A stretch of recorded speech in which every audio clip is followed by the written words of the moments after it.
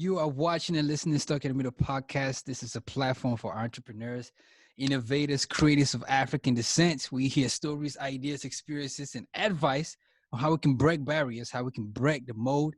This particular episode is brought to you by our online store.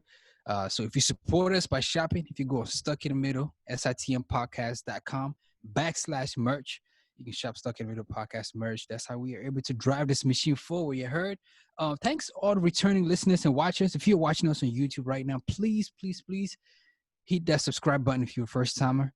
Hit the ringer too so you get updates every time we drop something new. All the returning listeners and watchers, Spotify, Apple Podcast, Stricter, iHeart, all that good stuff. We appreciate you. I do screenshots, put it on your post. That way, you know, say we can expand this empire. Shout out to my Banya podcast. You know, podcast and Palm One Central, our sister and brother podcast. We have a special guest in the building. I'm excited for this. Her career has, been featured on Huffington Post. She is a friend of the pod because she's been on IPU podcast. Those are our people. So she's definitely, becoming our people just by associating with them. She's an author of a children's book, mental health advocate, tech serial entrepreneur, co-founder and CEO of Afrinanny. Please welcome Irene Obika, Stuck in the Middle podcast. How you feeling, doctor? How you doing? Thank you for having me. I feel great. That's excellent. I know we had to do this, yesterday, but you were flexible to do it today. So we want to thank you on the record for being flexible. Thank you so much. Oh, no problem. How you doing in this COVID era though? How's your mental health? I know you're big on mental health. How's your mental health? You purple? Are you orange? What's the scale? Talk to me.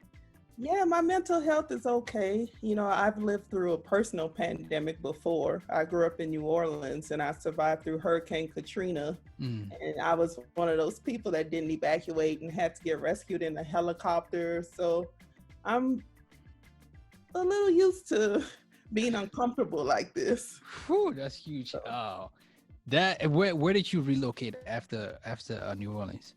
So when I grew up in New Orleans, and at the time during Hurricane Katrina, I was in nursing school. Mm-hmm.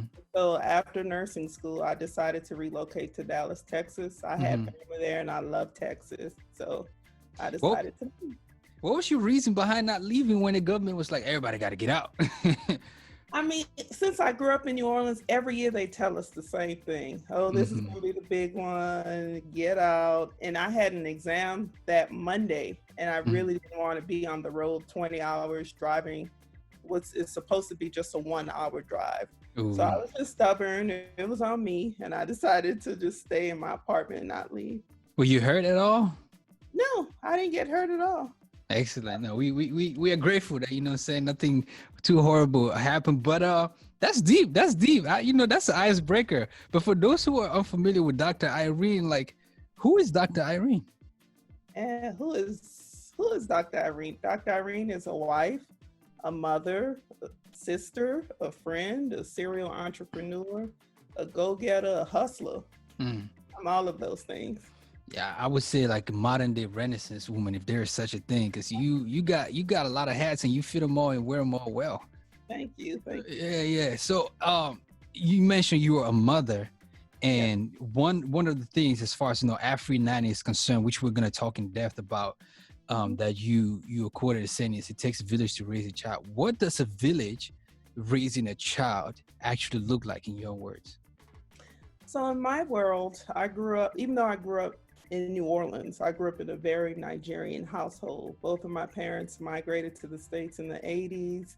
They had limited resources, limited help. So I grew up with the culture and the sense of family around us. And so translate that years and years later, I want the same for my kids, to grow up with the sense of knowing their culture, being around people that look like them and reflect our traditional values. Launching in 2020, the fall of 2020, Afrinanny is, sort of like a virtual village where, you can find help that it takes to raise a child. Talk to us about the platform. I know we're getting right into it. Like, what exactly is Afrinanny? Sure. Afrinanny is an online marketplace where families of Black children can find childcare providers with culturally relevant experience. Mm-hmm. So the idea came to me back in November of 2019. At the time, I was living in Dallas, and my husband was traveling for work, and I didn't have any family. I didn't have my village around me. And so I was crying, I was stressed out. So I went to different online caregiving platforms, and I just got increasingly more frustrated that it was so hard to find Black people, talk less Mm-hmm. of Nigerians or Jamaicans or just anyone that was Black that reflected the diaspora. We didn't have many options. And so that's where the idea came to don't complain about your problem, just find a solution. Mm-hmm. And so I gathered my team together and we created Afrinanny. Was this something that you mentioned? How much? How long did you stay in Nigeria? Like, did you grow up there?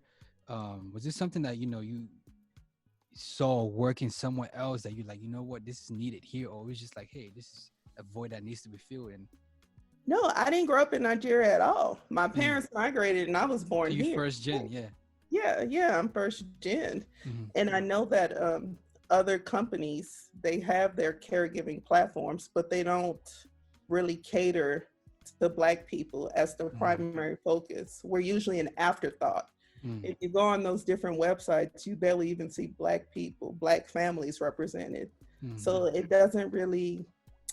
doesn't sit well with you as a Black mother to see things like that, knowing that they don't have what you're looking for, most Mm-hmm. likely. Yeah. What were your fears getting into this, though? You know what I mean? Like, you had that idea, and you're like, yo, this is needed. What were your fears getting into it, and how what has been the struggles in bringing it up to where it's at now? I wouldn't say fears so much. I wasn't afraid to do it because I Mm-hmm. know it's a needed resource. No matter if it's the pandemic or not, you need childcare, Mm-hmm. especially for your listeners who are trying to work from home and you have small Exactly. kids. Mm-hmm. There's no way you can work from home with Mm-hmm. small kids without Exactly. any help.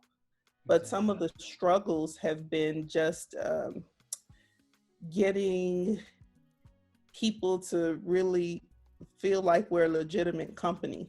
I guess a lot of people think it's too good to be true, or it must be some sort of scam, or we're not having the proper safety measures in place. But all those things could be farthest from the truth. And you've actually launched already, or is it still, launch? Because I know in paper it says February of 2020. So when it, Yeah, that was pre-corona. mm-hmm, That information you got. Post-corona, we're gonna officially launch this September, mm-hmm, hopefully, God willing, in the fall. But we are helping a few select families find caregivers now, since we mm-hmm, have a very large database of people that can help. And mm-hmm. we're starting in Dallas, Texas. Yeah, that's interesting. You mentioned that you have a very large database of people that can help. So I'm guessing right now it's in the beta, quote unquote beta phase. And so, like, what are you finding more of? Caregivers signing up or parents signing up? I think we have a healthy mix of both. Unfortunately, with the downturn in the economy, there are a lot of people out of a job now. So Mm-hmm, people are looking into the gig economy to just get in where they fit in. mm-hmm, So we constantly have an onslaught of caregivers, but the families also, because like I said before, they're working from home, they need some help too, and mm-hmm. they prefer people that understand their culture. Yeah, yeah. And you're based in Dallas, Texas. Yes. How are you? Are you the first of many siblings? Talk to me about your family dynamic. You got brothers, sisters. Sure. I'm the middle child of six kids. I have Ha! yeah, typical Nigerian mom, All six right. kids, six kids. I'm the middle. I have an older brother, older sister, and I have some younger siblings behind me. Most of Mhm. us are either in the medical field, entrepreneurs, or in law, or a mixture of all. But You know all of how us it have is. like an entrepreneurial spirit to us. You know how it is. The African parents. You have to be doctor, engineer, or lawyer. You know what I'm I saying? know, I But you know. That's a whole other conversation, though. I know, right? I'm glad. I'm glad you and your siblings got the entrepreneur spirit going there. And you say, how many kids do you have? I have two, a boy Oh, and a okay. girl. Hmm. How is the vetting process as far as Afri nanny is concerned? Both vetting. the caregivers and the parents as well, because like you mentioned, you're based in Dallas, Texas. Mhm. I would let you answer that first, and I have a follow-up question. Like, what is the vetting process like with caregivers and the parents? Okay, so for the caregivers, you have to pass a background check. You have to be 18 years old or older and a clean background check. You can't be a convicted felon, a child molester, nothing like that. We Mhm. check for those things. You also have to pass a basic safety exam just to kind of show us that you know the basic safety it takes to take care of a child well. You also have to take a cultural assessment exam. Now, with the cultural assessment exam, it's not a right or wrong answer, but it just gives the parents insight on how you would respond in scenarios that Black children find themselves in very commonly, very often. So Mm. that's for the caregiver side. For the parents, we just ask that they're 18 or older, and they also have to go through a background check because we're Mhm. creating a safe virtual village. We want Mhm. everyone to be safe and feel safe. Yeah. Why 18 and older? Because when you're 18, that's considered an adult in this country. And so, with minors going into people's homes that they might not know, it just Oh, so it 18 and older for the caregiver, not for the parents. no, for both. For Oh, both. okay. Yeah, at this time, we just don't want to deal with any minors just because Mm-hmm. of the implications of having minors on a platform. Mm-hmm. Yeah, understandably so.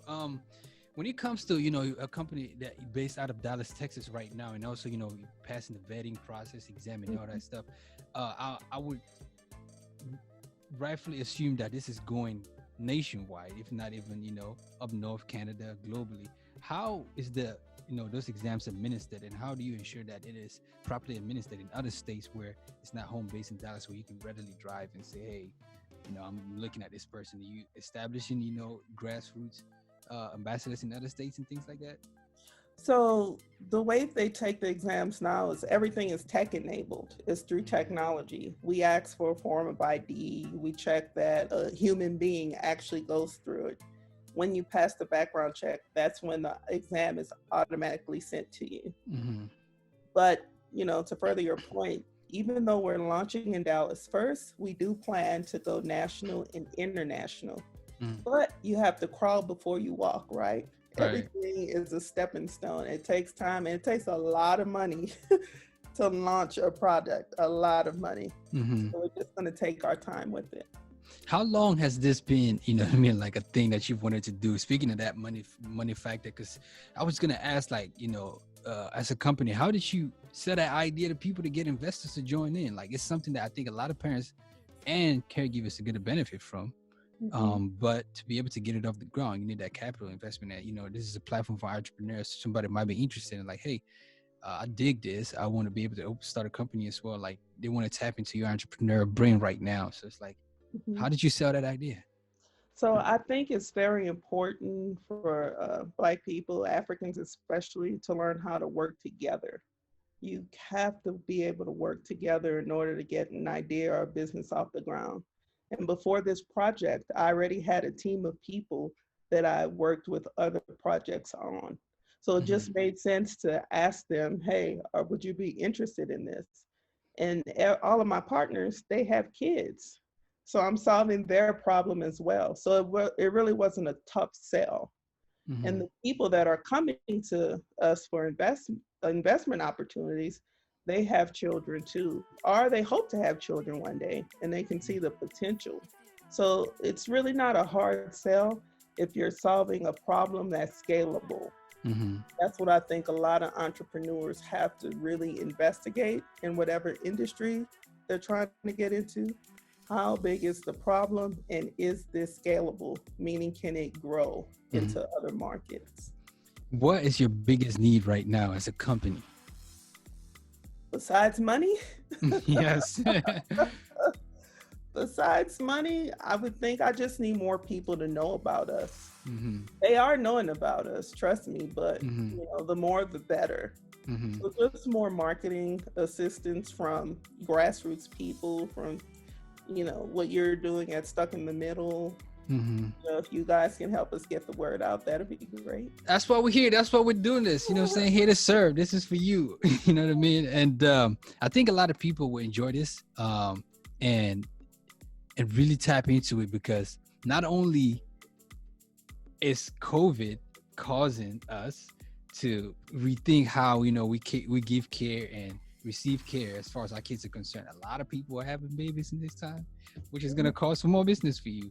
But I want to I want to hone in on this part of, like, you know, just a company as a thing. Like, what futuristically thinking as an entrepreneur, like what you know, obstacles do you see futuristically, and how do you plan on tackling those? Just, you know, speaking as a government or financially, whatever. Like, do you see any, you know, hurdles in the road in the future in your way? Sure, there are always going to be hurdles. You just have to prepare for them. You have to Mm-hmm. plan for them. Something I think about often is the dropout rate. Like, once a family finds a nanny, they're off the Mm-hmm. platform. What do they need us for?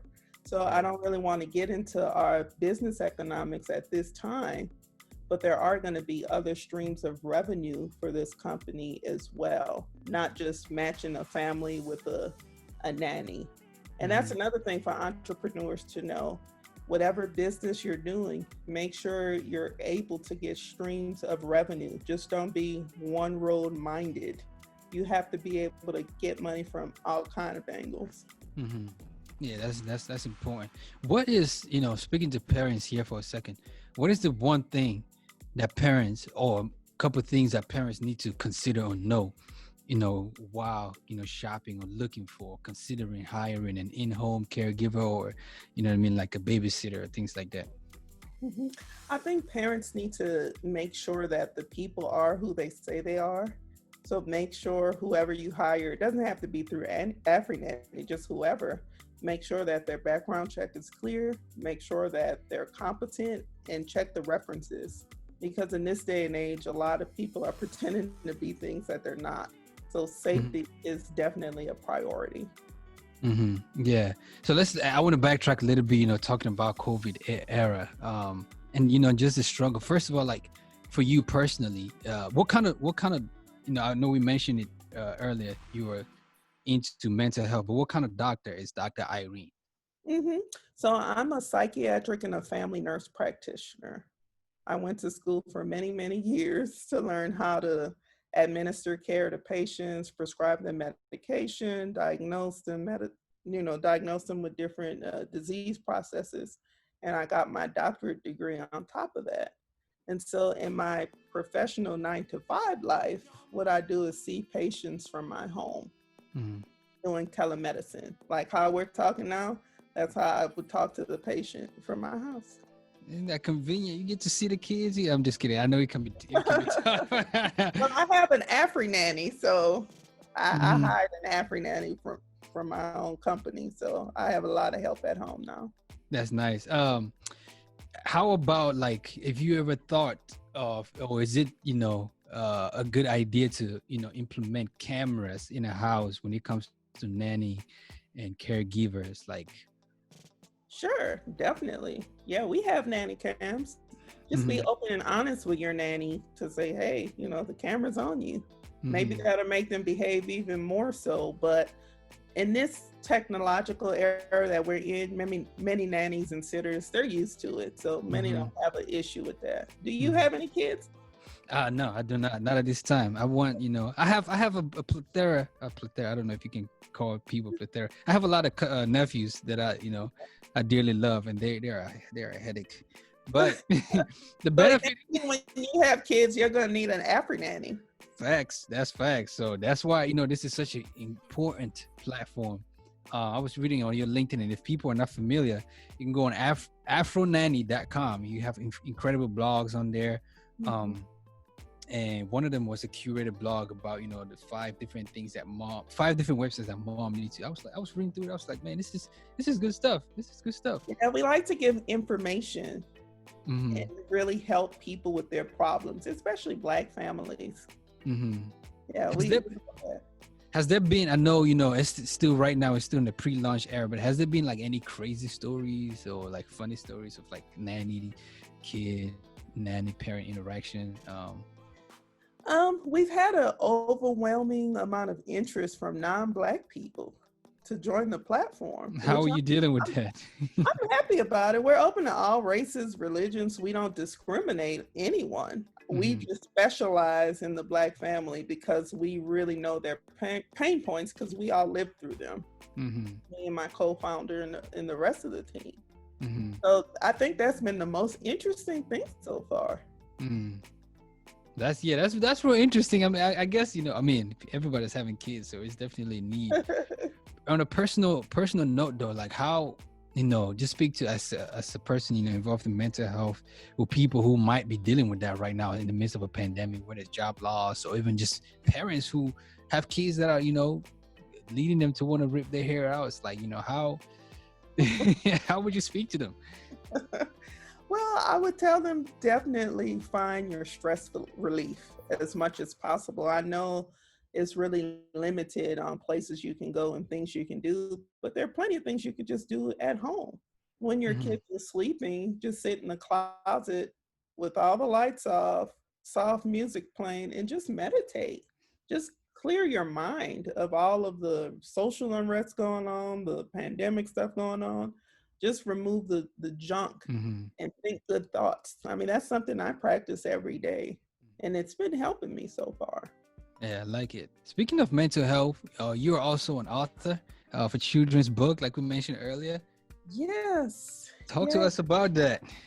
So, backtrack about 3.5 years ago when I had my son, my first son. His name is Chisom. And Chisom means God is with me in the Igbo language of Nigeria. Hmm. When I had him, I intentionally gave him a very Nigerian name because I wanted him to constantly know who he was.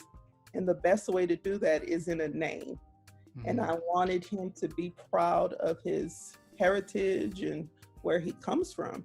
Because I know that's something I struggled with as a first generation Nigerian American. I had a lot of identity issues. I would try and Americanize my name as much as possible. I would not want to be presented in a very African light. I think Hmm. it's something a lot of first gens go through. Right. So with my son, I wanted to make it a point that he knew who he was early and be proud of it. So I started a company for him called Chisom the Champ. Hmm. And Chisom the Champ, that's the first book in the series. And it's all about how this Nigerian boy grows up in elementary school getting bullied and how he overcame the bully using his cultural identity. So Hmm. that was the first book in the series. When did they launch? Oh, this was about 3.5 years ago. What's the reception been like? That's a good read. Oh my, it's been heartwarming. Hmm. People from all over the world have written me emails and letters just really thanking me for writing such an intimate story through a child's perspective Hmm. because a lot of people's children are going through that, especially Right. first generation anything, not just Hmm. Nigerian or Ghanaian or Kenyan, just any immigrant can relate to that story in America. I actually have the books behind me. Can you see them? Yeah, I think I think I can Yeah. see. Yep. For people who are interested, the book is on Amazon. It's available for ebook. It's available Yeah. hardback, paperback. Yeah. ChisumTheChamp.com too. That's Yeah. the website. And the second book in the series is called Hadara's Hijab. And that's about a Sudanese girl who migrated to the States with her dad. And she faces the same issues that Chisom faces. So Hmm. Chisom is in her class and helps her overcome her bully. Mm. So it's a very encouraging series, just trying to encourage kids that usually don't see themselves in books and Hmm. reading material. Hmm. That's what it's all about. How did he receive it when you presented him? I don't know, the first draft manuscript, or how did he receive it? Oh, he loves it. He can't put it down. He has a YouTube station too. Oh, okay. So you can go on there and see little cartoon clips of the book. Hmm. He's constantly watching that. And I'm happy that that's happening because that was the whole point, was to raise his confidence. Because Right. I know in the school system and other systems, they're built to destroy his confidence. Mm-hmm. So early on, I wanted to make sure that he was growing in his confidence levels. That's excellent. How do you balance, writing, the 9 to 5 and the business and mom and wife, and how do you balance all this? It's very hard, but it's very rewarding. Once you know that God has a calling on your life and you're on the right track, you don't want to stop. You Mm-hmm. just keep going. So that's where Per- I find my strength. Personally, though, what are your struggles and how do you overcome them? Sometimes it can get overwhelming where there are a lot of people pulling at you and wanting to speak to you and wanting something from you. But I just put things in perspective, and I have a lot of meditation exercises I do. I love my Peloton bike. That's something I've been on during this pandemic.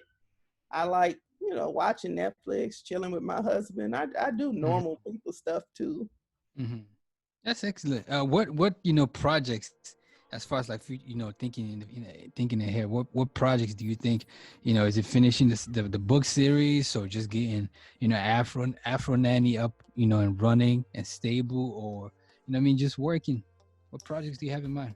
Yeah, we're gonna do more series, more books in the series, more cartoons, hopefully even turn into movies, as Mm-hmm. well as building the Afrinanny brand because it's such in demand, not Mm-hmm. only in the States, but globally too. The outreach has been tremendous. So I really do want to help families find childcare Mm-hmm. providers that understand them. Yeah. Yeah. Now I want to turn, saying the attention a little bit and talk about a blog you wrote. It's available right now on Medium. It's a good read. It was published May 14th by Dr. Irene Obika. Like I said, it's titled "Why Moms Are Scared for Their Black Sons: Real Life Reasons."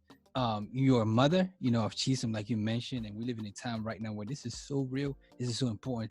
I want to give you, like the platform to talk about, this very real situation, real thing, and this blog post, like why did you chose to write it, and just talk to us about it.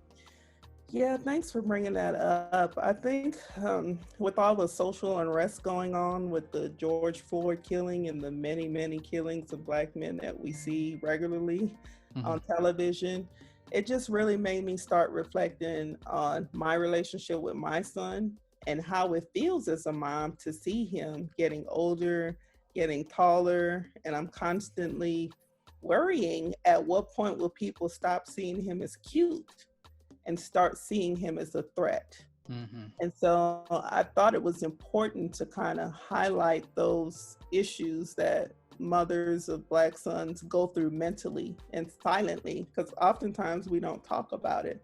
But Mm-hmm. that's something that's on our mind a lot. Actually, my older brother in Houston, his son already experienced a racial encounter as young as 4 years old. Mm-hmm.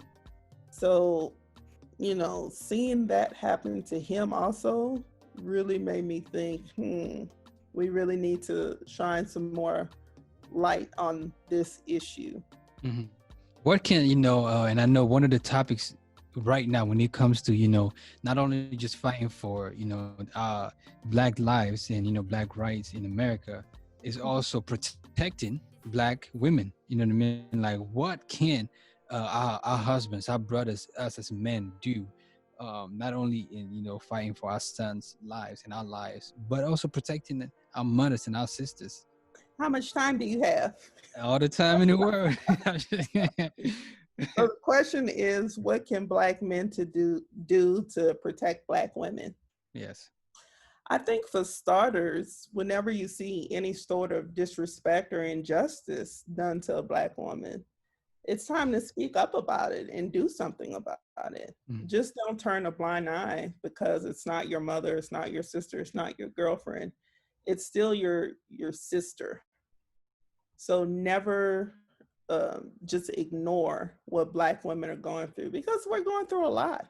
Mm-hmm. We have a lot of hats that we're wearing. We are doing many, many things. So always being an advocate for Black women, that's very important. Mm-hmm. Yeah, no, that's important, and I think it's very needed. To protect our black women because they are by our sides 100% and every day 24/7 protecting us as well. So that's a really good word. Anything we didn't touch on as far as Afrinanny is concerned, and your many hats. Well, just Afrinanny is launching in September. It's the full website launch. I want everyone to check it out, even though you might not be in Dallas. You can still get on there because we have some caregivers that are willing to travel Mm, to wherever you are and be a living nanny if mhm. that's something that you really need. So afrinanny.com, and like you mentioned, thank you. We have a lot of great content to uplift the Black family. So read it. I keep saying Afrinanny. It's Afrinanny.com. It's the website. Yes. Dr. Irene doing an incredible job. I think it's so needed. It's plugging a hole that has needed to be filled. It is a very, very, very, very, very much needed platform. I can't stress that enough. Thank you so much for taking the time to chat with us and breaking it all down. And I just wanted to thank you and shout out AK and Achiri in the back, making it happen. Yes. Appreciate you. Dr. Irene, thank you so much for taking the time to chat with us today. Thank you. And follow us, AfriNanny_INC. Hey, on IG, that's Instagram and Twitter. Yeah. That's our handle for everything. Sweet. The website is there. Go on there, get all the information. You heard it. If you are checking us out, you like what you heard, like what you saw, this is Stuck in Middle Podcast. Like I said in the beginning, a platform for entrepreneurs, innovators, like Dr. Irene. If you are new to the podcast, hit the subscribe button. Send us an email if you want to write for us, sitmpodcast237@gmail.com. Like I said, shout out to AK, shout out to Mal for making this podcast happen. Appreciate y'all checking in. And I am Reflex, and we are out.